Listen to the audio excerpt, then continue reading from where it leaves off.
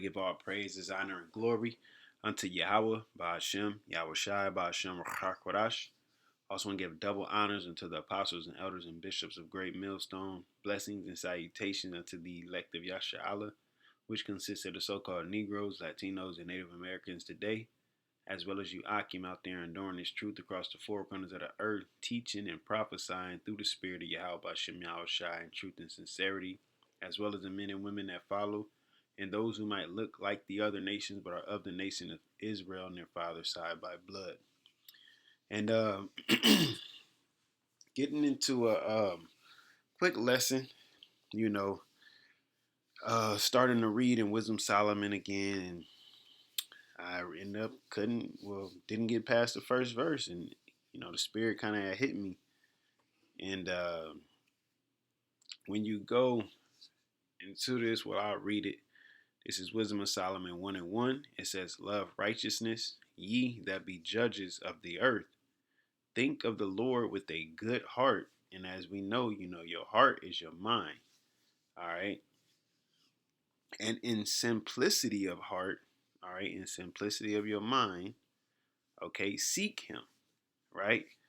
Now, what I want to do is get the etymology of simplicity. And you have singleness of nature, unity, indivisibility, all right, immutability. Okay, let's look up some of these. Indivisibility, it says unable to be divided or separated, right? It says immutability, unchanging over time or unable to be changed. Okay, so because I'll be honest, the original thought that I had, well, when I got down to this, which I'll get into this word in a little bit, it had me, thinking about when people come and serve the Lord and they doing all of the extra stuff, all of the gimmicks and the theatrics and even the lying, the pretense and things of that nature. When serving the Lord is just so simple. Okay? It's just straightforward, but it's people who want to seek their own glory that they end up complicating serving the Lord to where certain. That's why you have some of them people making videos and talking about why I'm no longer a Hebrew Israelite or this or that. It's not a club. They actually people in there. If it's taught correctly, man, people will understand that this is not.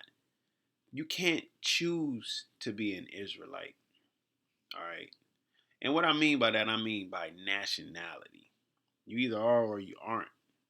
Now when it comes to keeping the ways and the customs, I understand why people say that. But if they had a true understanding, even if they grew away from the church or whatever building or place or congregation they was at or in, they still will understand like you still are, you know, instead of feeling like you're a Hebrew Israelite because of the customs that you keep. It's like no, it's by the blood, man. That's why the heathen can't get in here. All right, so pretty much, it gets complicated with people. Okay, let me see. Yeah, I gotta keep that up there. Flattering. Paul even has spoken on that a little bit. This is 1 Thessalonians 2:5. It says, "For neither at any time use we flattering words, as ye know, nor a cloak of covetousness. The Most High is witness. Nor of men sought we glory, neither of you, nor yet of others, when we might have been burdensome as the apostles of Hamashiach." Let me go up one. "But as we were allowed of the Most High to put in trust with the gospel," and that is very important. The Lord has given us this word. Some people, they don't do it in sincerity. You know, that's why the scriptures speak about the true worshipers. All right. And some causes strife and contention and adding burden to bonds, teaching and pretense. But either way, the Lord is preached, though. Right? It says, even so we speak not as pleasing men, but the Most High, which trieth our hearts. So that's what it's not about making it sound good for someone else. Um, Now there's a certain way to teach people. Going into First Corinthians, the ninth chapter, all right, to the Greeks I became the Greeks, and to the Jews I became the Jews, and so on. Like, you can't just teach everybody the same way, but you can give the same message. I'm not about to go over here to the hood and teach everybody in the hood that that we can all, knowing that they mind be on getting money, with the Lord's help, we can get blessings and get rich and set up a sovereign uh, country in this kingdom. All right, but then I go over to the Latinos and I'm telling them, there's a whole kingdom waiting and prepared for us. We just gotta be patient. It's like, nah, the same message is gonna have to go to both. You know, hey, we down and out right now. The Lord put us in time out, and He's gonna come and deliver us, and we gotta have faith and remain, and so on and so forth. It ain't about what sounds good to what group or whatever. No, man, we just teach the word through the Spirit, man. All right, in simplicity. Let's get back to that. So it says, indivisibility and mutability, meaning it doesn't change. We don't, through the Spirit. The apostles been teaching the same doctrine. All right, one word, one baptism, one faith, one power, one Father. You know, roughly paraphrasing Ephesians. All right, they've been teaching that since I've ran across their videos, man. You know, and it was a while ago. I think I seen their first video in 2008. So I ain't heard no change. The only thing I heard is more in depth on things. You know, that's it. And what I mean, they ain't say that there wasn't a hell, and then they started teaching that there was a hell. All right, they didn't start teaching the name YAHAWAH, YAHAWASHI, and then start teaching a different name or calling on a different name. They ain't switch nothing up, man. All right, so that's that immutability. Once again, as it says, unchanging over time or unable to be changed. And the truth, that's what it is. The truth is unable to be changed. You know, this word is pure, man. All right.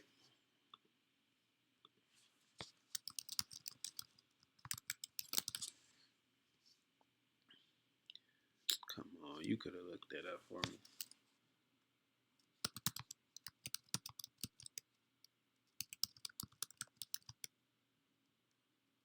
Pure like silver.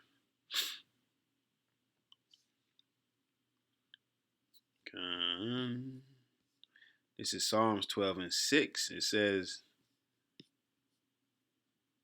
the words of the Lord are pure words, as silver tried in a furnace of earth, purified 7 times. So it's going through it went through the refining process about 7 times to get all of the impurities, all of the dross out. Meaning there is nothing wrong with it. Nothing you need to take away from it and nothing you need to add to it. Just break it down. That's it. That's it. That's all. All right. It says a state of being simple, frankness, open, artlessness, candor, the quality of being open and honest in expression. Yeah, notice it's saying honest, directness, the quality of being plain and straightforward. You instead of making it complicated. The scriptures, let's get it. I think it's Nehemiah 8.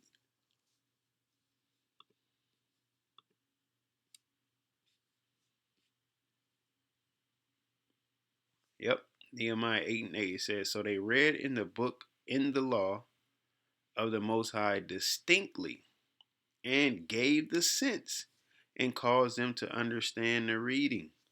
And through the Spirit of YAHAWASHI, that is our job. That is our job. Right? Distinct. It says to make distinct, declare, distinguish, separate, to declare, clarify, right? To pierce, sting, to scatter. All right. Um, so yeah, as you see, we're here to clarify, straightforward, because we go into trying to speak with flattering words and make it work for everybody else. You know, it's just like a job. The job have their rules. All right, it ain't well, if you want to come in, we all get to come in at whatever time we want to come in. No, these are the first shift is boom, boom, boom. These hours to this hour. Second shift, these hours to this hour. Third shift, these hours to that hour. Make sure you come at your scheduled time. Because if you don't, then what happens? There's consequences. All right. So teaching with directness, man. It says from simplex. Let me see what that. I didn't look that one up earlier. Characterized by a single part, single, simple, plain, unmixed, uncompounded. You don't need to throw any ranch on this Lord on the Lord's meal, man. Any hot sauce, you know. This is like manna, you know. This word is like manna. It got everything you need. It tastes so good. It fills you up and it gives you your nutrients and your vitamins and your minerals, all that you need, right? It says the sense of ignorance is from the 1400s, that of simplicity of expression, plainness of style, meaning you don't need to do all the extra shit. You ain't got to be marching in boots and got 100 motherfuckers with the same colored garments on or dressed in all black doing fucking military drills in the park, spraying people with pepper spray, and then having them punch a damn punching bag, man. Like you don't have to do all of that. You just teach them that they're an Israelite. Teach them the name of the Lord, the true name of the Lord. Let them know what's coming to this place, and then let them know what'll happen if they don't turn to the Lord. You know, let them know they need to repent. All right, give the sense, be distinct. It also says the earliest was complete, meaning lack of ostentation. All right, which that is what pretentious and vulgar display, especially of wealth and luxury, intending to impress or attract notice. So to be simple is to be lacking that. Okay, meaning you don't want to be using that. You know, you don't want to be sitting here um, doing it for your own glory, man. Okay, trying to grab people in by wealth or a luxurious look or whatever. Now that don't mean that you can't have nice things, but don't make it this truth about that, man. Matter of fact, there was an elder uh, or bishop rather said that years ago. You know, he said when brothers was starting to come in, he wouldn't wear he wouldn't wear certain things around him. I'm not gonna say exactly what. And it ain't like nothing crazy, but he just wouldn't wear certain things around him because he didn't want that to outshine the truth in a sense. He wanted the word to have all of the glory. He wanted YAHAWASHI to have all of the glory. He didn't want to make it about any material things, man, right? Or nothing like that, you know? Which we know at the end of the day, the word is going to prevail, but just that mindset of meekness and humility, you know? Like, yeah, this ain't even worth, wearing because this is not about that. All right, because you don't want the sheep to be offended, and you don't want to lead them astray. You don't want to act like you're going to lead them to the pasture, and then you never even take them there, and by that time they they done wandered off, man. Okay, so being simple is just straightforward with it. No extra, no gimmicks, no none of that. All right, just serve the Lord according to the ability that He allowed you to serve Him. You know, you got Romans the 12th chapter. You got First Corinthians the 12th chapter where it speaks about us being a body and these parts and that parts. All of the parts are important, man. All right. Let me get a couple more precepts. This one right here says sincerity of mind toward Hamashiach, which is Yahawashi, i.e., single-hearted faith in the Lord, as opposed to false wisdom in matters pertaining to Christianity. They give us 2 Corinthians 11:3, but I fear lest by any means, as the serpent beguiled Eve through the subtlety, so your mind should be corrupted corrupted from the simplicity that is in Hamashiach Yahawashi. Which it goes into um, the singleness, simplicity, sincerity, all right, mental honesty, you know, which is very important, because you don't want to be sitting here lying to yourself, and then things start hitting the fan, and this whole time you've been lying to yourself or trying to do this, you've been selfish. Nah, that's not the word I'm looking for. You've been dang, I just seen it earlier. But at the end of the day, you ain't been uh genuine, You ain't been honest. All right. You ain't fearing Yahweh Shem Yahweh Shai. You ain't been virtuous. There we go. That'll work. Behavior showing high moral standards. All right. It says the virtue of one who is free from pretense and hypocrisy. Yeah, you ain't keeping none of that. This keep coming up. An attempt to make something that is not the case appear true. So falsehood, you know. Telling people that hell exists, that heathens can be grafted in. You're trying to bring them in for the wrong reason. You know, trying to accept everybody. Make this sound more pleasing. This is not for everybody. The Lord told us that in Isaiah the 6th chapter. All right. Mark the 4th chapter. Least they be converted and healed. He don't want it. He don't want everybody to be converted and healed. Yeah, self-seeking. That's what. Yeah, you can't be self-seeking. You can't be seeking your own glory and trying to serve Yahweh Shem Yahweh Shai. It don't work like that. You know, we can't. I will even say because it applies to me as well. I'm not counting myself out at all. You know, so I'm gonna leave it there. You know, matter of fact, there was one more. Yep, right here. This is 2 Corinthians 1:12. It says, "For our rejoicing is this, the testimony of our conscience, that in simplicity and godly sincerity, not with fleshly wisdom, but by the grace of the Most High, we have had our conversation in the world, and more abundantly to you word.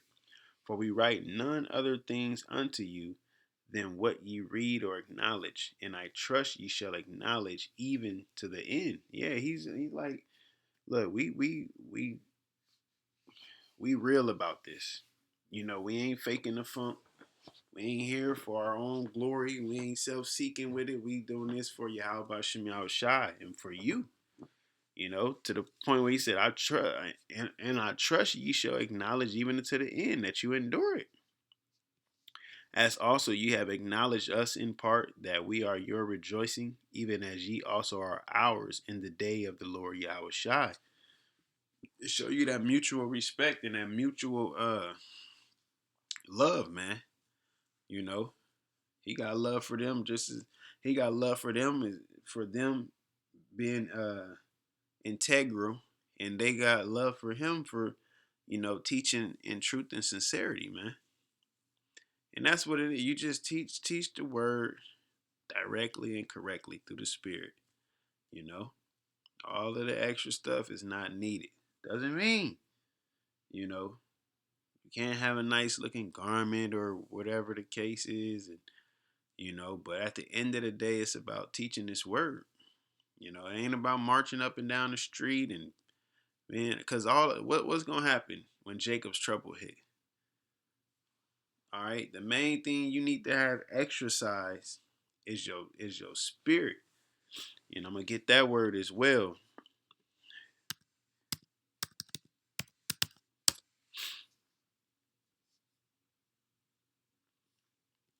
All right, it breaks down condition of being an active operation, practice for the sake of training. Right, exercise, execution of power, physical or spiritual exercise. Hey, what does the scripture say? Bodily exercise profited little. Let me get that, matter of fact. I don't want to butcher that.